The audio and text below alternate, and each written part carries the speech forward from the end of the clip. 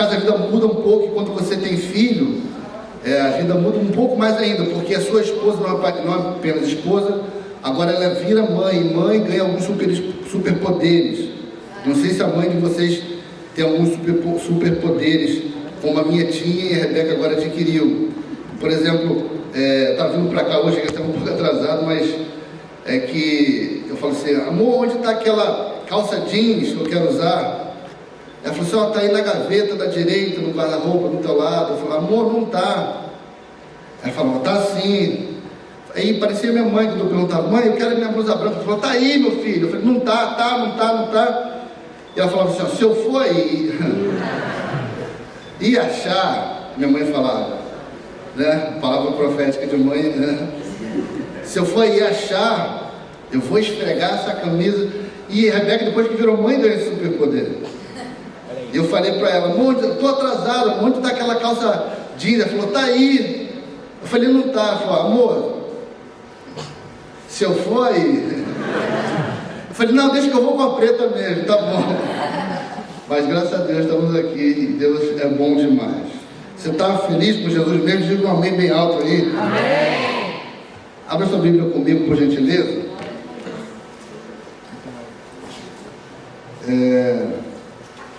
No livro dos Salmos,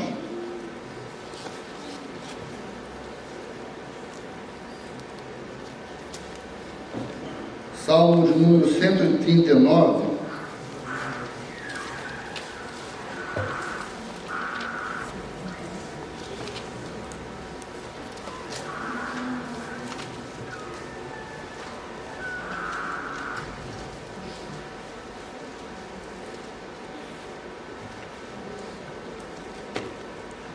Salmo 139.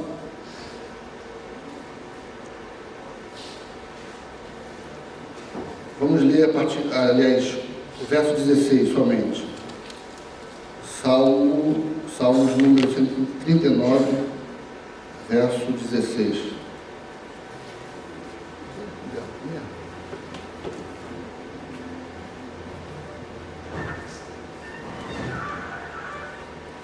Você que achou, diga amém. Amém. Olha o que diz o texto: os teus olhos viram o meu embrião, todos os dias determinados para mim foram escritos no teu livro antes de qualquer deles existir. Vamos ler novamente? Os teus olhos viram o meu embrião, todos os dias determinados para mim foram escritos no teu livro antes de qualquer deles existir. Feche seus olhos por mais um momento. Pai, nós louvamos o teu nome por esse período. Te pedimos que o Senhor possa nos revelar a tua palavra, Senhor. Que não venha ser meramente um discurso, algo somente teórico ou teológico, mas que a tua palavra, que é viva, Pai, possa produzir em nós transformação. Espírito Santo, usa essa palavra para confortar, usa essa palavra para confrontar, usa essa palavra para nos mudar, para nos moldar segundo a tua vontade. Que o Espírito de revelação possa estar sobre nós nesse momento. É o que te pedimos em nome de Jesus. Amém. Queridos, eu quero ser bem rápido nessa manhã e quero iniciar essa manhã dizendo que ninguém que está aqui, ou ninguém que nasceu sem um propósito. Todos nós nascemos com um propósito. Independente de como você veio ao mundo, independente se você foi alguém planejado por seus pais ou não, todos nós temos um propósito. Todos nós temos uma missão a cumprir aqui na terra, seja você quem for. Todos nós temos. Agora, não ache você que você veio ao mundo e depois que você nasceu, Deus foi procurar algo para você fazer. Do tipo: você nasceu e não era para ter nascido, vou ter que arrumar alguma coisa para ele ou para ela fazer. Não. Deus primeiro cria um propósito, depois cria alguém para corresponder a esse propósito. Deus primeiro cria uma missão, depois cria alguém para corresponder essa missão.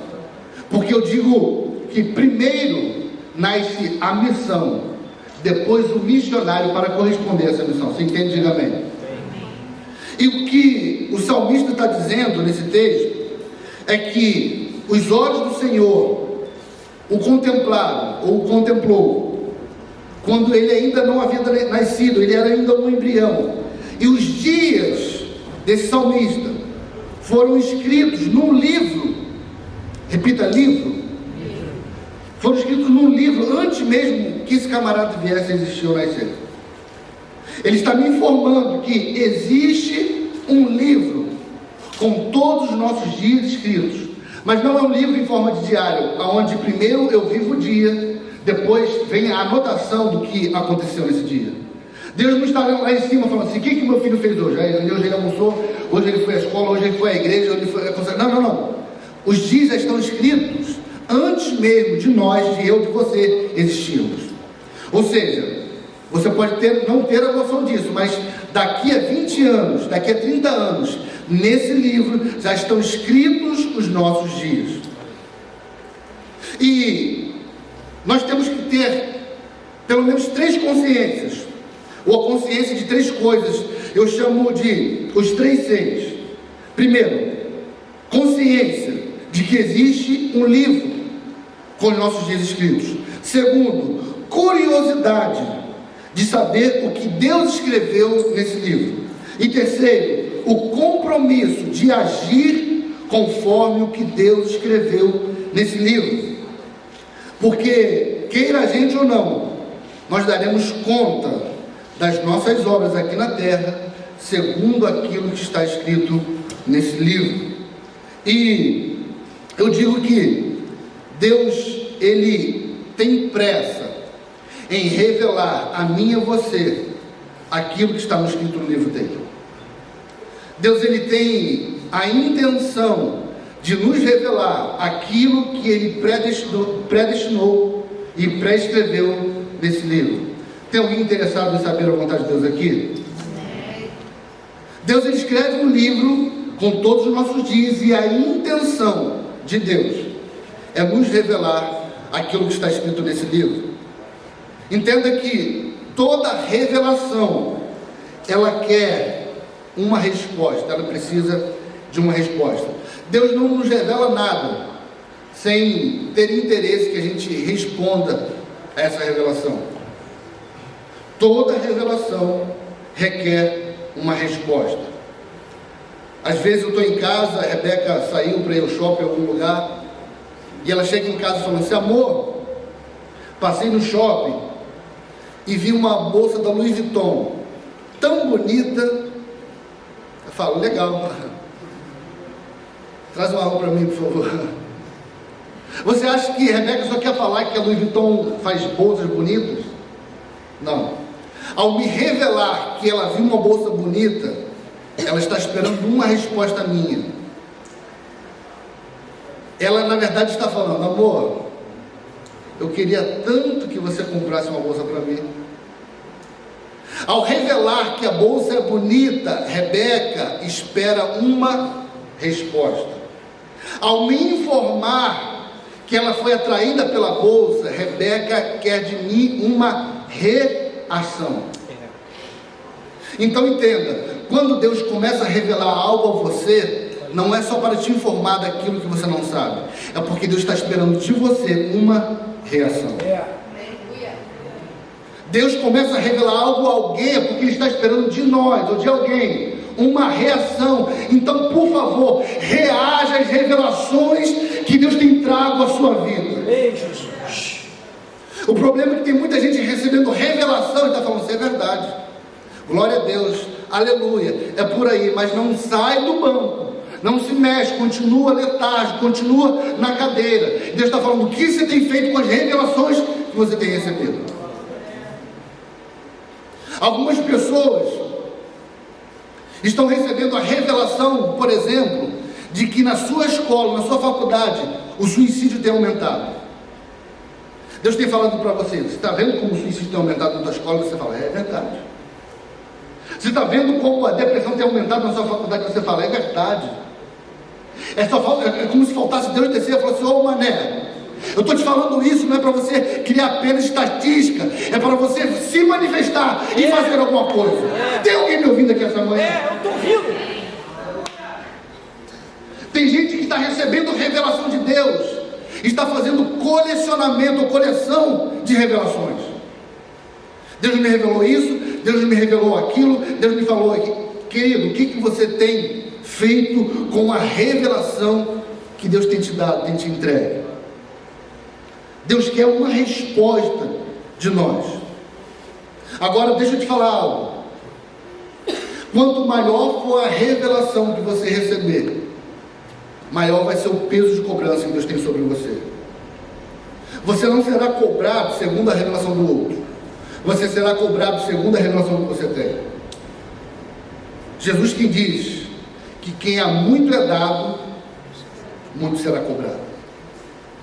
Então deixa eu falar algo que pode parecer meio loucura. Se você não tem interesse em corresponder à revelação de Deus, pare de ler a Bíblia. Se você não tem interesse em corresponder à revelação de Deus, pare de ouvir pregação. Porque quanto mais revelação você tem e menos coisa você faz, mais juízo você está traindo para você. Eu vou te explicar. Meu filho tem 3 anos. E um dia desses eu o encontrei pulando no sofá. E ele podia cair. E naquele momento eu tirei o do sofá, deixei ele no chão e falei assim, Pedro, você não pode mais ficar pulando no sofá. Até aquele momento, o Pedro não sabia de que ele não podia pular no sofá. Então eu não podia repreendê-lo sobre algo que ele não sabia. Mas a partir do momento que o Pedro teve a revelação que aquilo que ele estava fazendo era errado, se ele voltar a pular no sofá, ele vai estar sendo desobediente. Ou seja, eu vou cobrar e corrigir o Pedro segundo a revelação que ele recebeu. Então tem muitas coisas que talvez você não saiba, mas a partir do momento que você lê a Bíblia, a partir do momento que você ouve uma pregação e essa pregação fala contigo, você tem noção da revelação que Deus está trazendo para você, é esse o grau de medida que Deus vai te cobrar. Porque aqui muito é dado, muito será cobrado. Você está me entendendo? Diga amém. E Deus nos últimos dias, Ele tem revelado algo à nossa geração, e principalmente a geração de jovens. Por gentileza, abra sua Bíblia em Amós 3:7.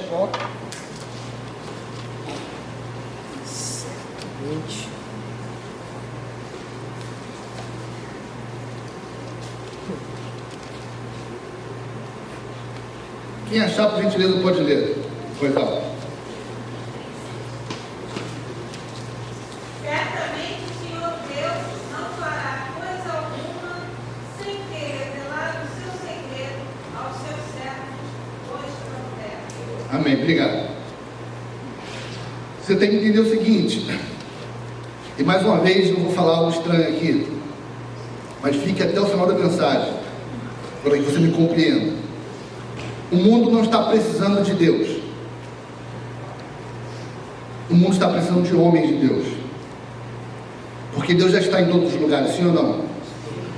Mas nós somos a ferramenta que Deus quer usar. O mundo não está precisando apenas de Deus. O mundo está precisando de homens e mulheres de Deus, de estudantes de Deus, de profissionais de Deus. Porque Deus já está em todos os lugares. Agora Deus está falando que aquilo que Ele vai fazer, Ele vai revelar aos seus profetas, aos seus servos. E por que você acha que Deus vai revelar a nós aquilo que Ele quer fazer, se Ele pode fazer tudo sozinho? É porque, embora Ele possa fazer tudo sozinho, Ele quer nos dar a oportunidade de cooperarmos com Ele. Então entenda, quando Deus começar a revelar a você que no bairro que você mora existe injustiça, é que Deus está te dando uma dica, que Ele quer usar você para promover a justiça. Quando Deus começar a revelar a você que o lugar onde você trabalha existe prostituição e imoralidade, é que Ele quer usar você para começar a viver uma prática de santidade naquele lugar. Quando Deus começar a revelar a você que todos os jovens se prostituem, é que Ele quer usar você para implementar a mentalidade do reino e ensinar para o mundo que dá para viver uma vida de santidade, mesmo em meio à juventude, mesmo em meio à adolescência, mesmo... Meu Deus do céu, tem alguém me entendendo aqui? Deus está revelando coisas a muita gente. E as pessoas estão pegando essas revelações, colocando no bolso e falando assim: rapaz, que revelação forte. Sabe qual é uma das revelações que Deus tem falado para nós nesse tempo? É que nós precisamos influenciar todas as esferas da sociedade. Ide e pregai o Evangelho por todo canto, por todo mundo. Agora, não entenda isso somente como um limite geográfico, entenda como um ambiente. Existem muitos ambientes que Deus quer que nós venhamos exercer influência. E deixa eu começar minha mensagem aqui agora. Você só vai conseguir exercer influência nesses lugares se você, primeiro, tiver a consciência de que Deus planejou algo específico para você, que Deus quer que você obedeça a revelação que Ele tem para você, e a sua revelação pode ser totalmente diferente da minha. Deus quer que você comece a influenciar lugares que talvez falaram para você que é do diabo. O Dr. Miles Monroe, ele falava sobre a sociedade dividida em 7 montes, em 7 esferas de influência. Ele falava da influência da família, da arte, da política, das mídias, entretenimento e da religião e tantos outros. 7 no total. E quando eu converso com um jovem da igreja, grande maioria deles estão falando assim: pastor, estou estudando. Eu, legal, para ser o quê? Um engenheiro? Não, para ser pastor. Eu pergunto: e foi o que Deus pediu para você fazer? Não, pastor, mas será que o fato de eu ser pastor não significa que eu esteja agradando o coração de Deus? Talvez não. Talvez a coisa mais pecaminosa que nós possamos estar fazendo hoje é querer ser um pastor. No caso eu já sou, mas talvez existam jovens aqui que estão falando: Senhor, eu quero ser um apóstolo, eu quero ser um profeta, eu quero ser um semideus. E Deus está falando: o que eu te chamei para fazer é ser um professor de universidade. A minha pergunta é: a partir do momento que você tem a revelação de Deus, você está disposto a corresponder a essa revelação? Tem gente que tem sonho de ser um evangelista. Talvez Deus queira que você seja apenas um motorista. Talvez Deus queira que você seja apenas um engenheiro, um artista. Segundo o Dr. Miles Monroe, apenas 3% da sociedade foi chamado para servir no monte da religião. Ou seja, ser um pastor, ser um evangelista em tempo integral, ser um pregador. 3%. E todas as vezes que eu conheço um jovem crente, ele quer ser pastor. Falei: tanta coisa para você ser, meu amigo. Você quer ser logo pastor? É porque ensinaram para gente, para você ser relevante no reino de Deus, você tem que necessariamente ter um cargo eclesiástico dentro da igreja. E por muito tempo nós pensamos assim. E sabe por que o mundo está do jeito que está? Porque nós falamos que é a igreja do Senhor e todo o resto de Satanás. E Satanás falou assim: eu nunca criei nada, a única coisa que eu criei foi a mentira, segundo a Bíblia. Mas já que vocês estão me dando as novelas, eu pego. Já que vocês estão me dando as mídias, eu pego. Já que vocês estão me entregando a universidade, eu pego. Sabe por quê? Os missionários que Deus estava enviando para as universidades estão querendo ser pastor dentro da igreja. Os missionários que Deus estava enviando para as mídias e televisão estão querendo ser cantor dentro da igreja só. Entenda bem, querido, eu não quero que a Rede Globo acabe. Que isso, pastor? Pois é, eu não quero. Eu só quero que jovens, mulheres, homens de Deus estejam lá para começar a produzir novela com conceitos cristãos, aonde no final das contas feliz é aquele que nunca trai mulher, onde no final das contas feliz é o jovem que não faz sexo antes do casamento, onde no final das contas feliz é a mulher que é fiel ao marido. Eu quero que jovens cheios do poder de Deus cheguem até lá para influenciar naquela geração. Mas os jovens que Deus mirou, escreveu para que fosse para essas áreas, estão querendo ficar só dentro da igreja. E nós estamos entregando as ferramentas que Deus nos deu para a concorrência. E o diabo, ele vai usar aquilo que foi entregue a ele. Você está entendendo? Diga amém. Deus, ele quer mais obediência. Você pode repetir isso? Deus quer mais obediência. Existia um rei chamado Saul. Você conhece muito bem a história dele. Saul, ele vem ser o primeiro rei de Israel. Começa o ministério muito bem. Em determinado momento, ele vai a uma guerra e a ordem do Senhor é o seguinte: Saul, chegando lá, não poupe nada nem ninguém, não traga nada, não traga ovelha, não traga sacrifício, não traga ouro, não traga nada. Saul fala: pode deixar, Senhor, é comigo. Saul vai à guerra com o seu exército. Você me ouve? Diga amém.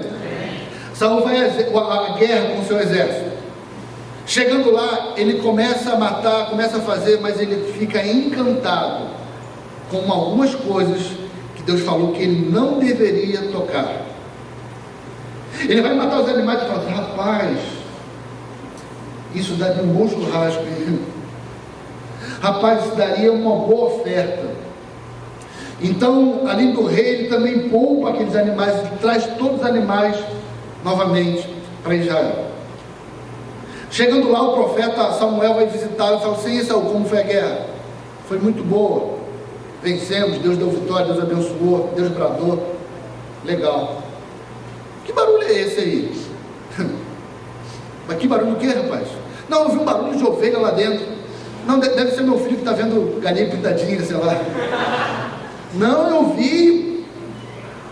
Quando Saul vai se dar conta, aliás, quando Samuel vai se dar conta, ele percebe que Saul havia desobedecido a ordem de Deus. E fala: Saul, a ordem de Deus não foi para que você não poupasse nada, deixasse... Não, profeta. Seguinte, rapidinho, quer um café antes disso? Senta aí.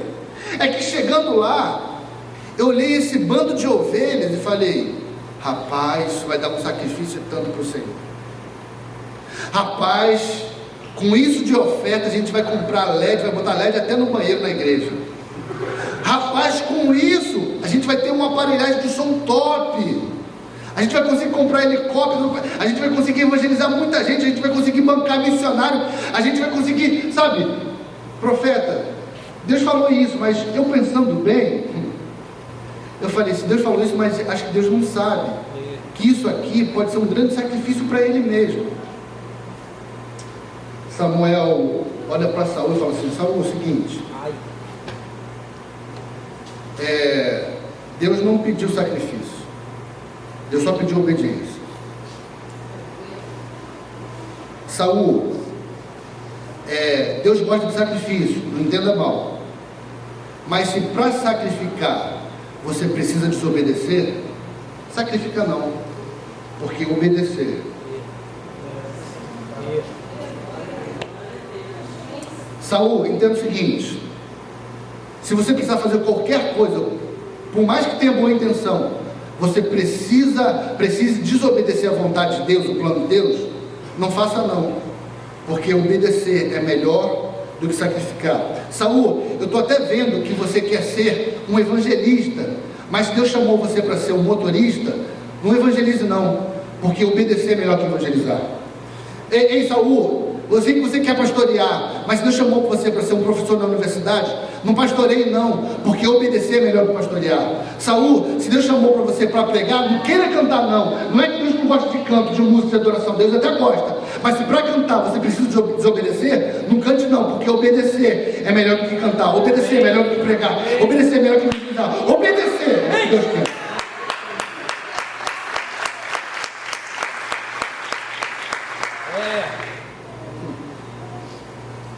Sabe por que agora Saul está perdendo o seu trono? Porque após ele ter recebido uma revelação, ele foi desobediente a essa revelação. Aí Deus fala para Samuel: Samuel, até quando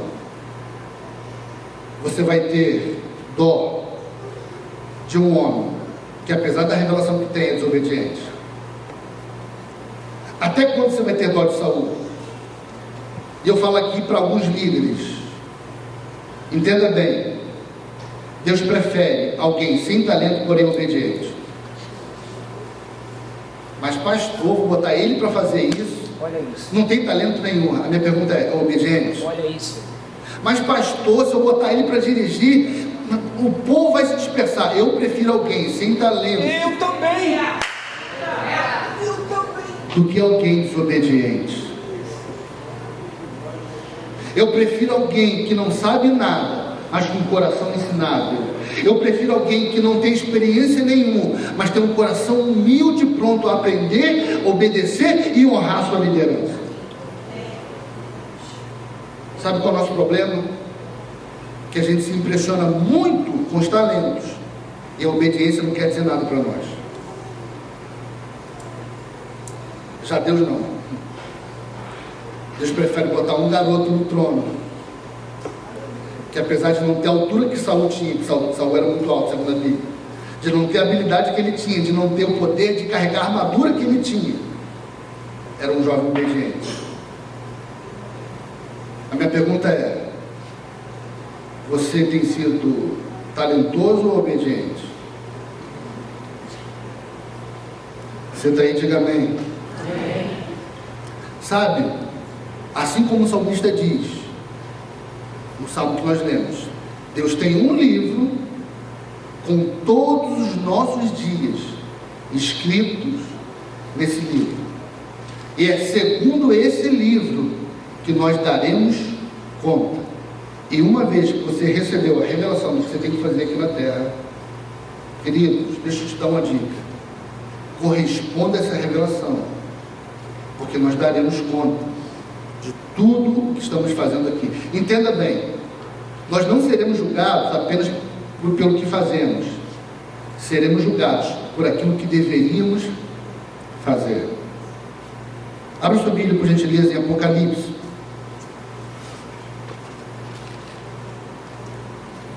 capítulo 20.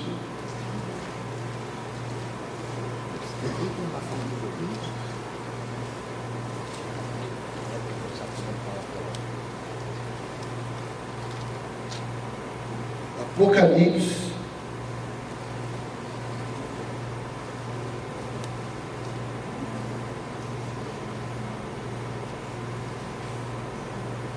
capítulo 20,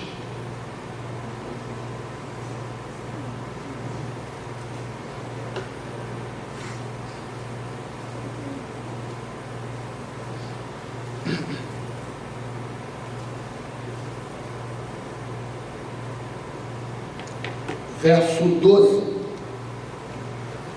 Apocalipse 20, verso 12.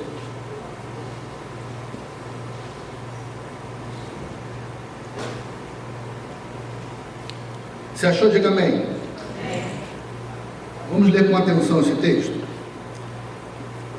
E vi os mortos, grandes e pequenos, que estavam diante de Deus, e abriram-se os livros. Repita, os livros.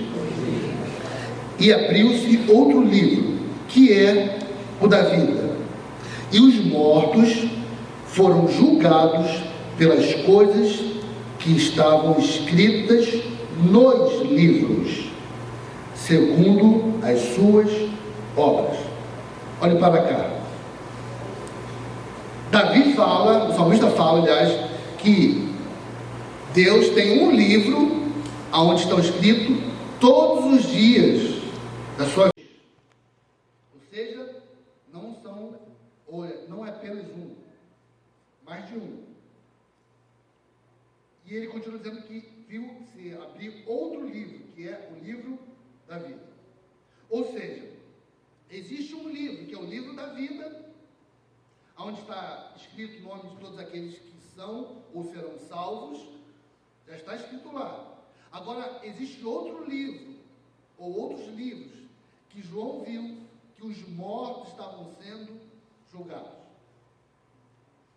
Eu não posso fazer uma doutrina disso, mas é uma visão teológica que eu concordo.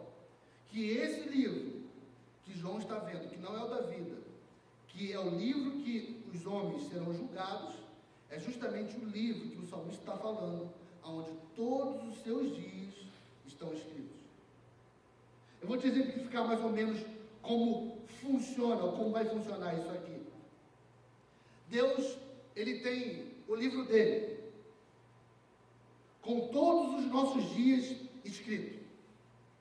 Então, cada livro tem o nome de uma pessoa. Ele vai lá, pega um livro, por exemplo, deixa eu ver aqui, tem alguém que chama Márcio aqui? Não. Roberto? Maicon? Oi? Fábio? Tem algum Fábio aqui? Fábio? Boa. Ele vai pegar o livro do Fábio, vai abrir o livro do Fábio e vai, sei lá, abrir numa data. 2 de fevereiro de 2020. Fábio, no meu livro que eu escrevi ao teu respeito, está escrito que eu queria que você se matriculasse num curso de Direito. Você se matriculando nessa faculdade, você conheceria um outro jovem que é crente. E vocês iniciariam uma amizade. E através dessa amizade, vocês iniciariam um projeto de evangelismo estudantil nas universidades. Vocês ganhariam, através desse projeto, 3 milhões de jovens no mundo inteiro. Esse é o meu livro. Vamos abrir o teu livro, Fábio. Esse aqui é o livro que você construiu, das suas decisões. 2 de fevereiro de 2020. E, Fábio, eu estou vendo que você se matriculou no seminário. E, segundo o que está escrito aqui, o teu propósito não era seguir um curso de Direito, mas seguir um cargo de pastor. E você até fez isso,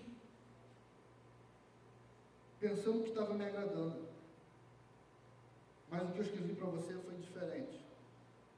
Porque você seguiu esse cargo de pastor, você conseguiu tocar a vida de 700 pessoas. Na verdade, eu tinha para você 3 bilhões. O problema é que você vai ter que dar conta agora dessas almas que você não conseguiu. Está alguém me entendendo aqui? Então, Deus, ele preparou algumas coisas específicas para algumas pessoas aqui. Deus quer que algumas pessoas sejam mecânicos, advogados, engenheiros, administradores. Mas se todo mundo pensar que tem que ser pastor, minha pergunta é: quem vai influenciar no Tribunal de Justiça? Quem vai influenciar na área das artes? Eu não sei se todo mundo aqui tem o sonho de ser pastor ou trabalhar de tempo integral na igreja, mas deixa eu te falar, nem todo mundo será pastor. E graças a Deus por isso. O problema é que ensinaram para a gente, para ser relevante no reino de Deus, você tem que ser necessariamente um pastor, um diácono, um presbítero, um evangelista, um professor de escola dominical. Lendo a Bíblia, você vai perceber que não é assim. Te pergunto, qual era o cargo eclesiástico que Daniel tinha? Ele era evangelista? Não? Presbítero? Também não? Pastor? Não. Chamado Daniel era para ser governador. E porque ele foi fiel propósito, chamado dele, ele consegue influenciar toda uma nação. O problema é que aqueles que Deus está chamando para ser governador estão querendo ser pastores. Me entenda bem, eu não estou falando para você não sonhar com o ministério. Se é isso que Deus tem e quer para você, seja fiel a isso. Mas se não é, pule fora. Pule fora. Deus quer que algumas pessoas cheguem nos lugares de influência dessa nação. Que algumas pessoas cheguem nos lugares de mais influência no mundo.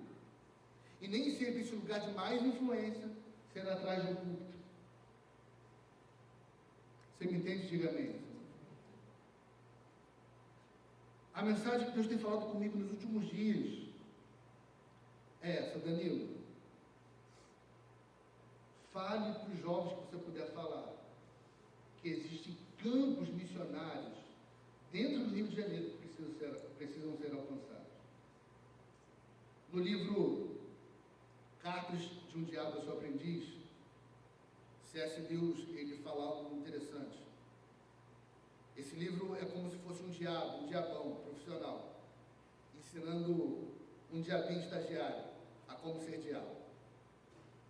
Então, a instrução do diabão para o diabinho é o seguinte: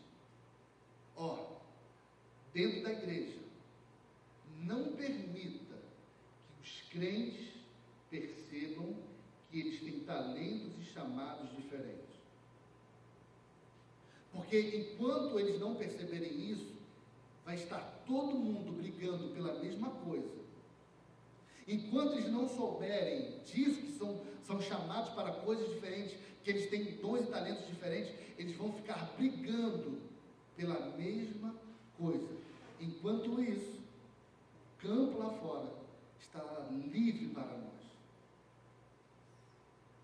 Eu te pergunto, não é muito o que acontece pelas igrejas aí? É claro que não acontece aqui, mas lá na Ipana,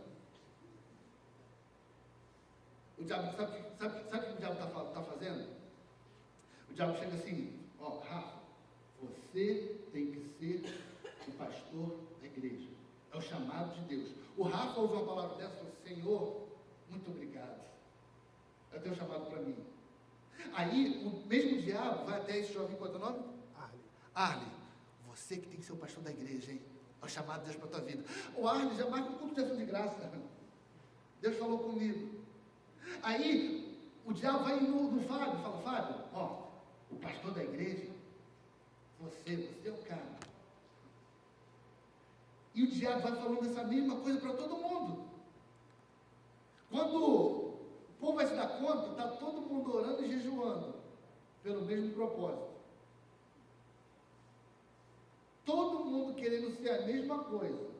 Todo mundo estudando para ser a mesma coisa. Todo mundo estudando e querendo estar no mesmo lugar, ocupando a mesma função. Enquanto isso, todas as outras áreas estão vulneráveis, porque ninguém teve a revelação do propósito de Deus para a sua vida. A minha pergunta é: você está atrás de revelação? Eu sei disso. Você está disposto a corresponder a essa revelação? Você está disposto a corresponder à vontade de Deus para a sua vida? Porque talvez a vontade de Deus para a sua vida não seja aquilo que você tanto sonhou. Rafa é um cara muito amigo, eu converso muito com ele, que já andei muito em crise. De vez em quando ando, tenho melhorado. Além de pastor da minha igreja, ordenado, eu sou músico profissional, trabalho com música. E como sou alguém muito intenso, por diversas vezes, eu quis largar a música e seguir só o ministério pastoral dentro da igreja. E falava: Deus, confirma, eu vou largar tudo, eu vou parar com tudo, só vou servir no templo, eu vou... Deus não falava nada. Eu falava: então, acho que Deus quer que eu pare então o ministério pastoral. Pai, fala comigo que eu paraliso agora a igreja, entrego todos os cargos e vou trabalhar com a música somente, não prego em lugar mais nenhum, não atendo agenda mais nenhum. É só música, só meu trabalho, sustento minha família, vou honrar teu nome lá, pronto, acabou. Deus também não me dava uma resposta sobre isso. Com o passar do tempo, Deus me ensinou e me fez entender que o chamado dele para mim é que eu seja assim um pastor, mas porém, pastorei principalmente os artistas dessa nação, aqueles que ainda não descobriram Jesus como seu Salvador. Você me ouve? Eu falei, Senhor, mas é isso que o Senhor quer? Eu não quero que você seja apenas um pastor dentro da igreja, também não quero que você seja apenas um músico fora dela. Eu quero que você pastoreie os artistas do mundo, ou por onde você passar, que ainda não me conhece. Eu falei, entendi, Senhor. Essa é a tua vontade, é ela que eu vou fazer. No começo não era o que eu queria fazer. Eu queria fazer uma coisa ou outra. Mas a revelação de Deus para mim é essa. E como eu sei que você julgar segundo a revelação que eu tenho, ai de mim se fizer diferente. Eu te pergunto, se você recebesse uma revelação hoje, de que o teu chamado é para ser apenas, vamos dizer assim, apenas, como se fosse menor, mas não é. Mas se fosse apenas um líder de um grupo de 5 pessoas, você seria fiel a isso? Deus tem um chamado de pastor para mim? Talvez tenha, realmente. Mas se a igreja que Deus chamou para pastorear tem no máximo, lotada, 30 pessoas, você está disposto a ser fiel a isso? Você está disposto a ser fiel à revelação que você tem pedido a Deus? Porque revelação sem resposta, revelação sem ação, é juízo. Um congresso de evangelismo muito famoso no mundo, chamado os evangelistas mais influentes do mundo todo. E um evangelista está conversando com outro, meio que mostrando o seu currículo. E esse já ganhou quantas almas para Jesus? Ah, já ganhei milhões de almas para Jesus. 1 milhão, 2 milhões, já ganhei tantos. Nessa conversa pergunta a um certo homem, e você, quantas pessoas você ganhou? Ele fala, uma só. Você está de brincadeira. Num congresso como esse, onde apenas os evangelistas mais influentes estão presentes, você está dizendo que ganhou apenas uma alma? Por que te chamaram? Não sei também, rapaz. Eu só ganhei uma alma para Jesus, mas me chamaram. Mas deixa eu te perguntar, quem é essa pessoa que você ganhou? Chamam eles de Billy Graham.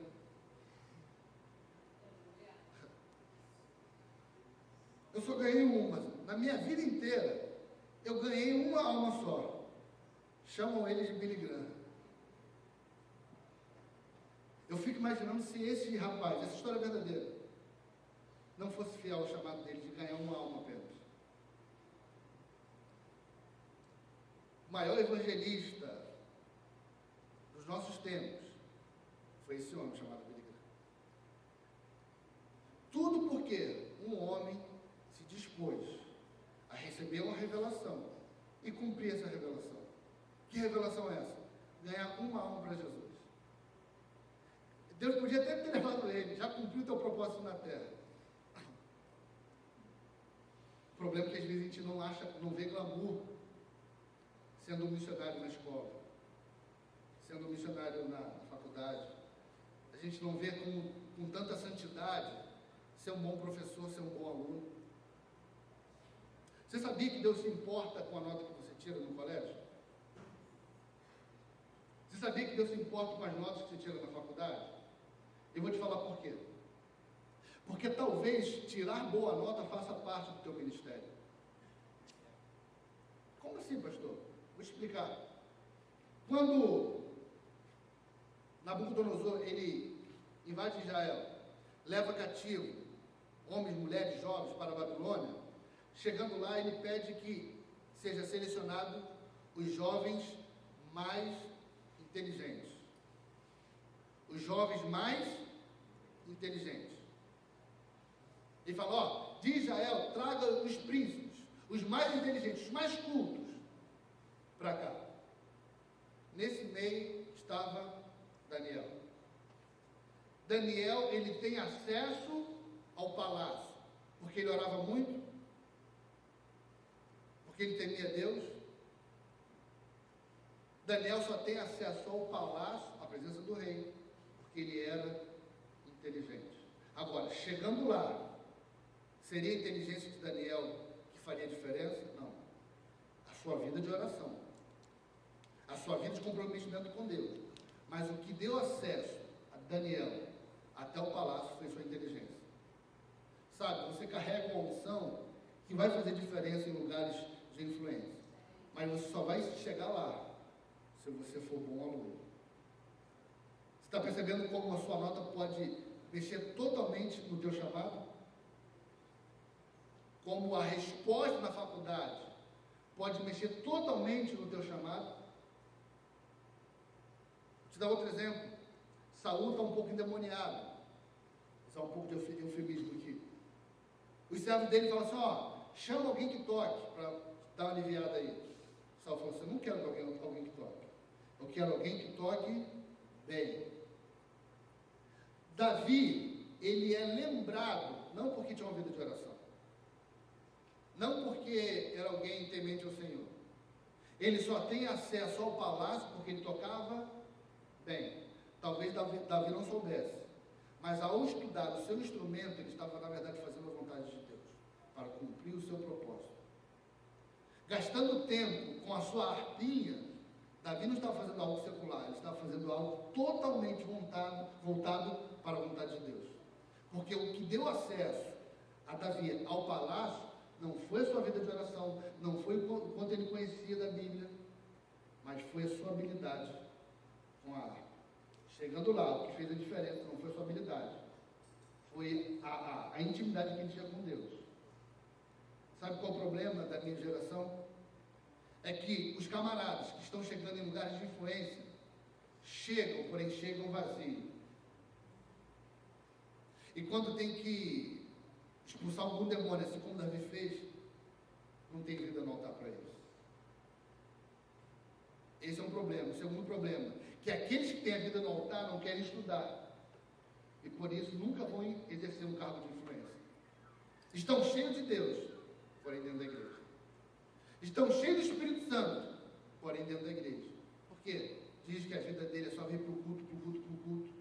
Não faz uma faculdade, não termina o ensino médio, não quer nada com nada, não quer trabalho. Deus está falando assim, você está até cheio do Espírito Santo, pena que não vai cumprir o teu propósito. Porque o meu chamado para você é influenciar altos lugares, mas apenas com a terceira série não dá. Você está vendo como a sua nota pode influenciar totalmente no teu chamado, no teu ministério? Você está entendendo? Diga amém. Amém. Então, vamos lá. Sabe, gente, eu quero, já para terminar esse momento, dizendo que Deus se importa em te revelar aquilo que Ele quer fazer. Deus se importa em te mostrar aquilo que Ele tem para fazer. Segundo o IBGE de 2010, nós éramos pouco mais de 22% de evangélicos no país. Hoje, se não somos a metade, devemos até ter passado. A minha pergunta é, a igreja tem crescido, o número de evangélicos também. Só que a minha indagação é, como pode a igreja aumentar e junto com a igreja o divórcio também aumentar? Como pode a igreja crescer e junto com a igreja a imoralidade também? Como pode a igreja crescer, expandir, estar voando e o número de suicídio também? A criminalidade não abaixa. Tem alguma coisa errada. Eu tenho uma resposta que me satisfaz. É porque, apesar da igreja estar crescendo, ela está crescendo enquanto templo, não enquanto influência. Nós estamos crescendo enquanto número dentro do templo, mas não enquanto influência. Porque a gente endemonizou as carreiras seculares Entenda, Jesus não tinha uma vida sagrada e uma vida secular. Jesus só tinha uma vida. Deixa eu fazer uma pergunta aqui. Quantos são aqui obreiros em tempo integral? Uma só, né? Nosso problema é justamente esse. Achar que obreiro em tempo integral é aquele que vive na igreja em tempo integral. Eu não sei se você sabe, mas o chamado de Deus é para que todo crente seja um crente em tempo integral. Um obreiro, um missionário em tempo integral. Quando você está na escola, você não deixa de ser um agente de Deus.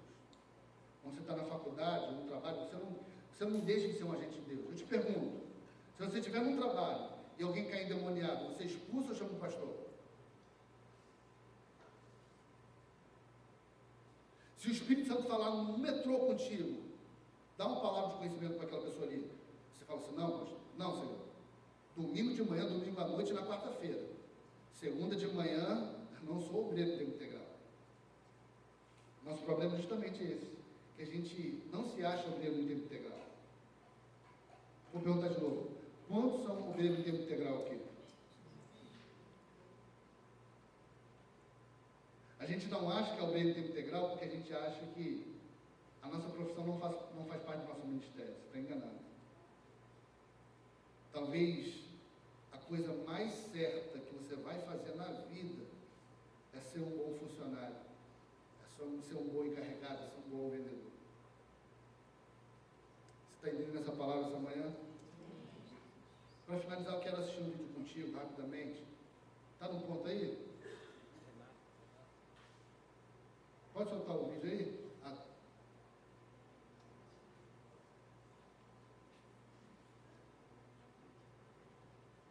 Oi?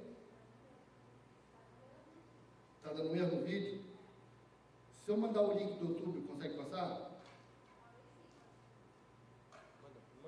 Vou mandar o link aqui. Tempo atrás, eu conheci um homem chamado John Bevere, escritor americano, tem muitos livros que me influenciaram bastante. E um deles chama Movidos pela Eternidade. Alguém já leu esse livro aqui? Não, né? Eu recomendo que vocês leiam.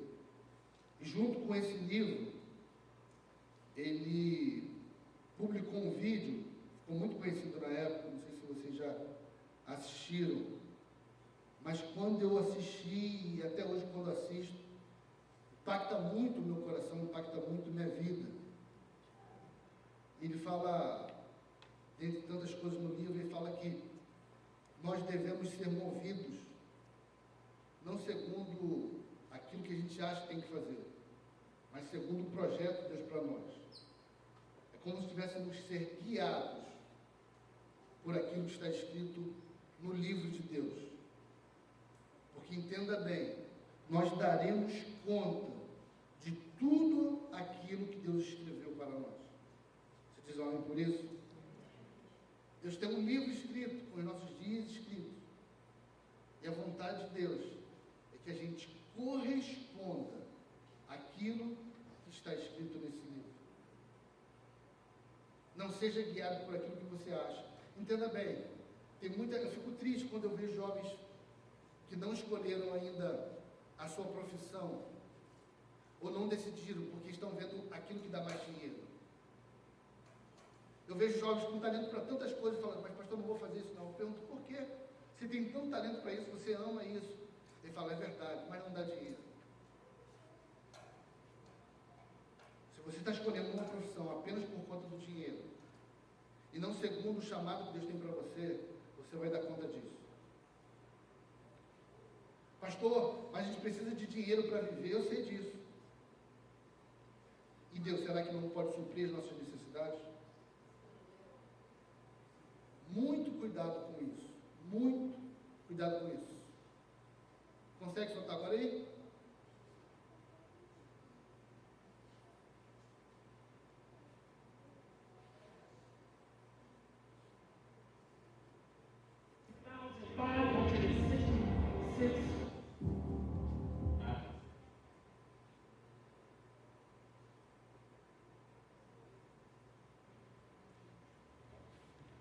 Question.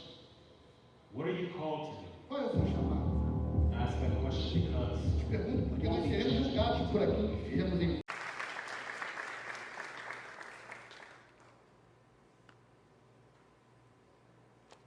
E aí? E aí? Depois de tudo que foi falado essa manhã, você está disposto a reconhecer a revelação que Deus tem para você e, a partir do momento disso, obedecê-la? Entenda, como nós vemos no vídeo, existem pastores que foram chamados para ser pastores, que estão tentando uma carreira fora da igreja. Existem advogados que são chamados para serem advogados, que estão tentando uma carreira dentro da igreja. Advogados, sejam advogados. Pastores, sejam pastores. Evangelistas, sejam evangelistas. Arquitetos, sejam apenas arquitetos. Deus tem um chamado para cada um de nós. Você está disposto a corresponder a esse chamado? Fique de pé no seu lugar, vamos orar nesse momento.